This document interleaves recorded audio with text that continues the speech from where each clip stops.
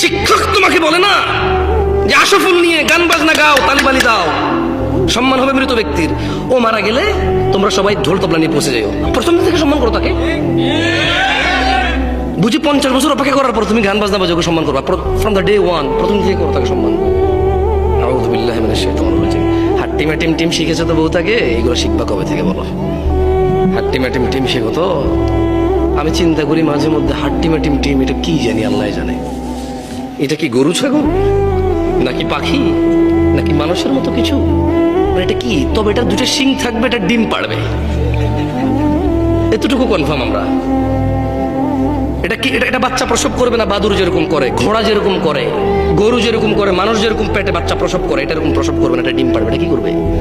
ডিম পাড়বে। এটা পানিতে থাকবে না ডাঙায় থাকবে আমরা জানি না, নাকি উভয়চর হবে এটা আমরা জানি না। হয়তো 50 বছর পর দেখাও পেতে পারি, হাট্টি মাটি বের পেতেও পারি হয়তো।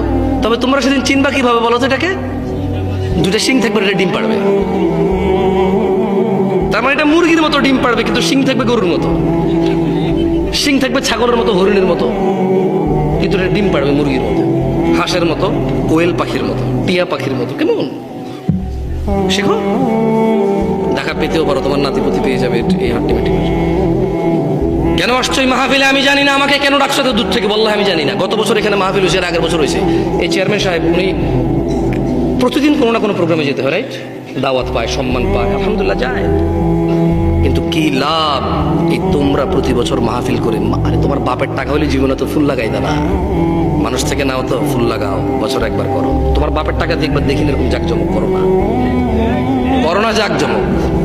এরপরে বুঝতাম, এরপরে খুঁজতে লাভ কি? আমার আপন ভাইয়ের ছেলে ইয়েতিম, তারে মাদ্রাসায় পড়ায় না, বলে যে হ্যাঁ তেরে পড়ায় আমার লাভ কি? হ্যাঁ, আপন মা 2 ভাই বলে যে একলা আমি আব্বা আম্মারা চালে আমার লাভ কি? এরপরে দেখতাম এত বড় মাহফিল, বাপের টাকা, এগুলো লাভ খুঁজতা। এখন তো লাভ খোঁজা লাগে না, প্রতি বছর করো, কিন্তু এর বেনিফিট কি কিচ্ছু জানো না তোমরা।